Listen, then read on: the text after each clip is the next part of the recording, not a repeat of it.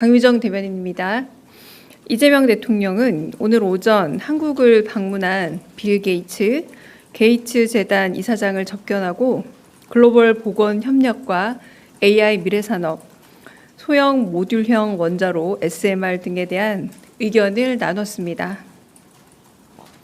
이 대통령은 윈도우즈로 세상을 보는 창을 넓힌 소프트웨어 혁신의 의의를 평가하며 백신 개발 등 글로벌 보건과 친환경 발전 시설 개발 등 새로운 공공재 창출에 기여하고 있는 점을 높이 평가했습니다.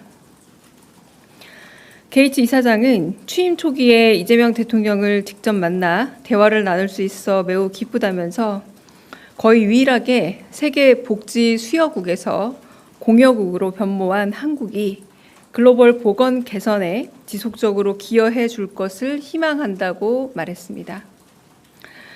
게이츠 이사장은 AI 과학기술의 등장과 함께 발전과 진보도 있지만 의료 서비스 분야의 비용 상승이나 저소득 국가에서의 차별이 우려된다며 다국가적 지원이 필요한 시기라고 말했습니다.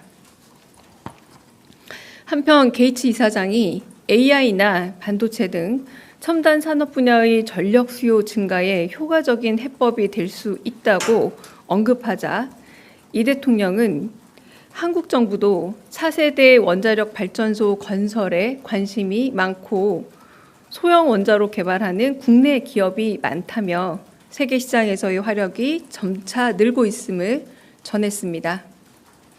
한편 게이츠 이사장은 이 대통령의 방미 일정을 언급하면서 트럼프 대통령과 대화를 잘 나누라 덕담을 전했고 이 대통령은 어려운 일이겠지만 슬기롭게 잘 대화하겠다 확답했습니다. 이상입니다. 혹시 질문 있으실까요?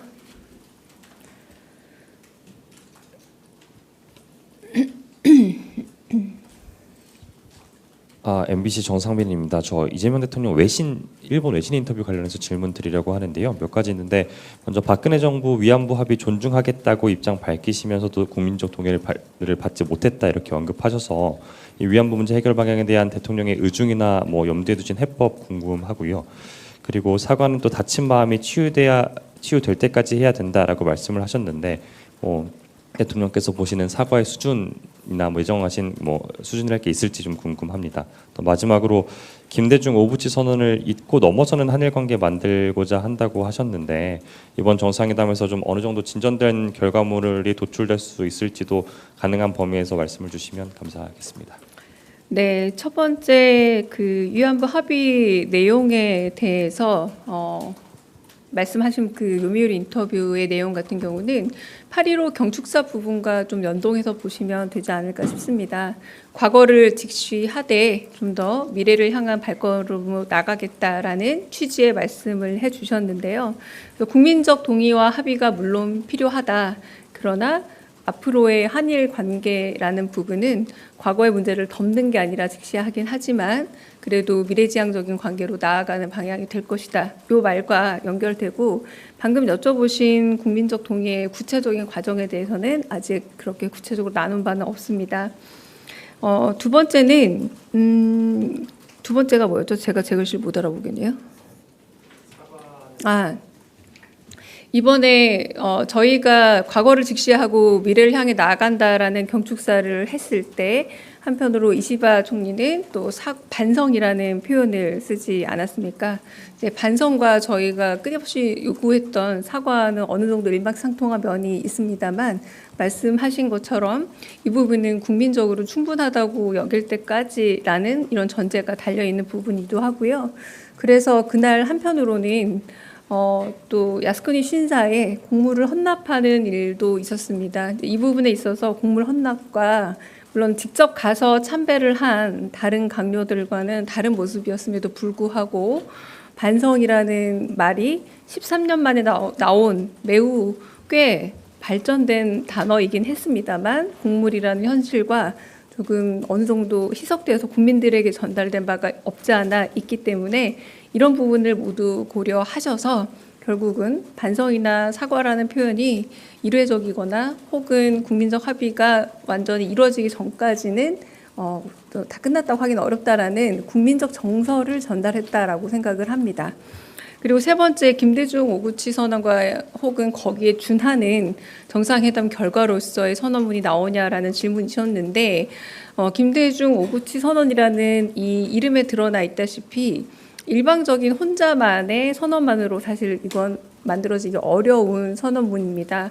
그런데 방금 전에 말씀드린 것처럼 양측의 경축사 내용들을 좀 보자면 어느 정도 이 부분에 대해서 조금 짐작할 수 있는 혹은 국민적으로는 좀 기대할 수 있는 부분이 있지 않을까라는 생각이 저도 좀 들고요. 네, 마지막 조율 과정이 남아 있기 때문에 정상들 간의 합의문이 구체적으로 나오게 될지 그리고 어떤 정도의 수준으로 담길지는 아직은 말씀드리기 어려운 상황으로 알고 있습니다. 근데 그 부분에 대해서는 저희가 마련되는 대로 공개를 할 거고요. 한편으로는 이는 김대중 오구치 선언 정도 수준으로 앞으로 그 한미일의 관계에 있어서의 한일 관계를 좀 더 실용적인 의미에서든 국익의 차원에서든 잘 개선해 나가보겠다라고 하는 대통령의 의지가 담긴 워딩으로 봐주시면 좋겠고요. 무엇보다 순방 일정에서 일본을 먼저 미국보다 먼저 가는 물론 가는 길이긴 하지만 이 여정은 지금 그 과거 아직 우리나라가 제대로 대한민국이라 부르기 어려웠던 시절 한번 이승만 대통령이 일본을 갔던 시절 이후에는 처음입니다. 그러니까 처음 있는 일인 만큼 이런 여러 가지 다양한 역사적 의의가 합의문에 실릴 수 있기를 바라는 국민적인 지지에 대한 어떤 대답이 아닐까라는 생각이 듭니다. 네. 네.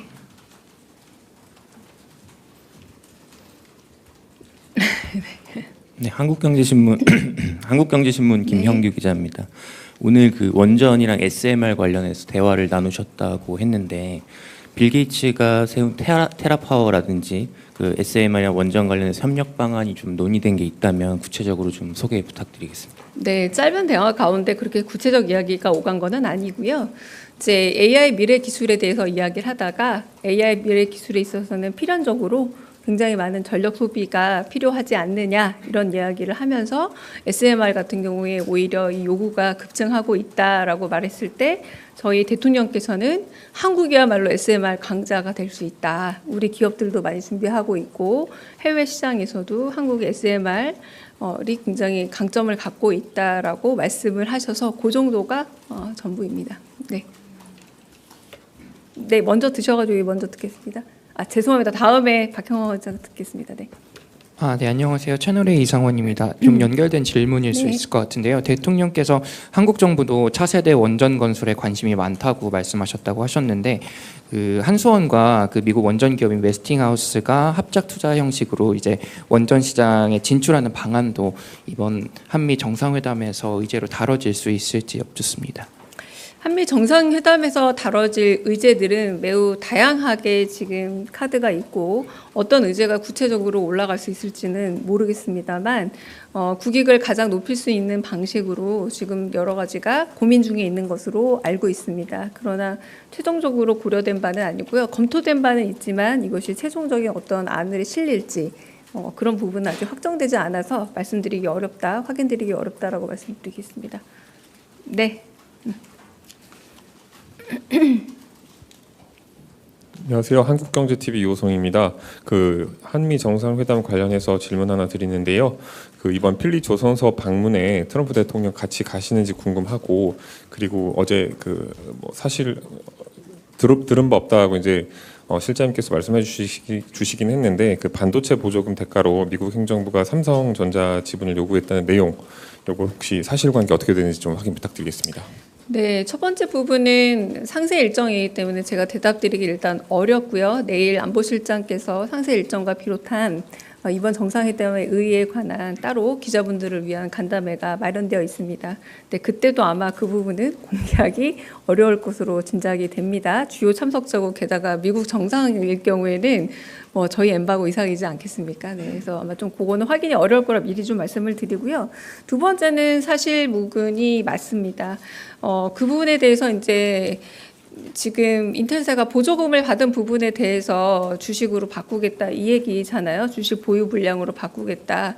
그러나 한국 기업은 아직 보조금을 받은 기업이 없는 것으로 알고 있고요. 그렇기 때문에 더더군다나 이 전제에 포함이 되지 않고 기업 측에서도 받은 연락이 없다라고 확인을 했고 저희도 사실 무근이기 때문에 이 부분에 있어서는 협상을 앞두고 다양한 좀 레버리지로 이렇게 오히려 우리 측이 아닌 쪽에서 다양하게 좀 소문이 돌았던 게 아닌가 제 짐작입니다라는 생각이 들 정도인데 여하튼 사실 무근이고요. 이 부분에 대해서는 확인된 바가 없다가 아니라 사실 무근이다라는 게 맞는 표현입니다. 네.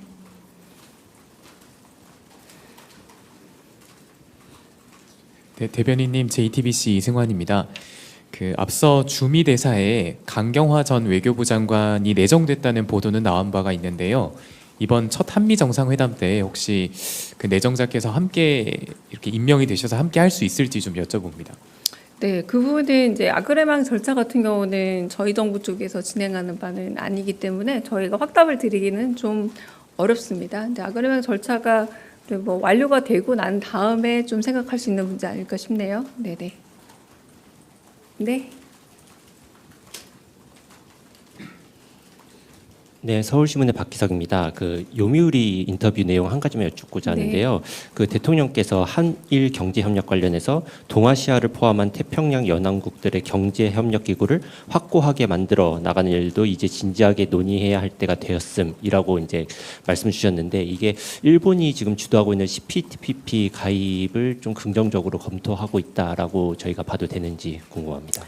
그 부분에 대해서도 고려가 있을 수 있다라고 할 수 있을 것 같아요. 그런데 이제 그 최종적 검토 사안이 어떻게 결론이 맺어질지는 알 수 없는 상황이라고 할 수 있겠고요. 그러나 일단 굉장히 그 도전적인 국제 정세 변화 속에서 한국과 일본의 관계가 진짜 조금 미래에선 달라져야 되고 특히 경제 분야에서의 여러 가지 정보라든가 혹은 협력 관계라는 게 더더군다나 더 중요해진 시점이라는 것에 대해서는 대통령께서 생각을 하고 계십니다. 그 부분은 아직은 정확하게 여러 가지 국익의 관점에서 살펴보고 있긴 하지만 어떤 식의 결론이 내려질지는 모르는 상태라고 말씀드리겠습니다. 네.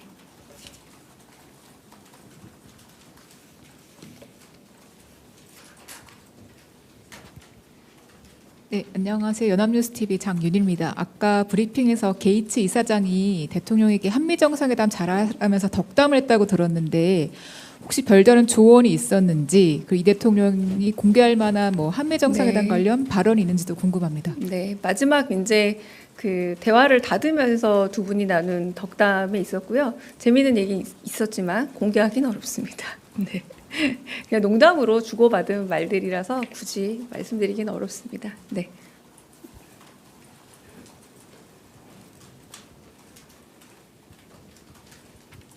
예, 121 김유성이고요. 질문 기회 주셔서 감사합니다. 저도 연결해서 질문을 좀 드리고 싶긴 한데 한미 정상회담 외에 예를 들면 우리나라 AI나 아니면 우리나라 산업 관련돼서 좀 게이츠가 좀 덕담한거나 아니면 조언한 게 혹시 또 추가로 있을지 알려주시면 좋을 것 같습니다.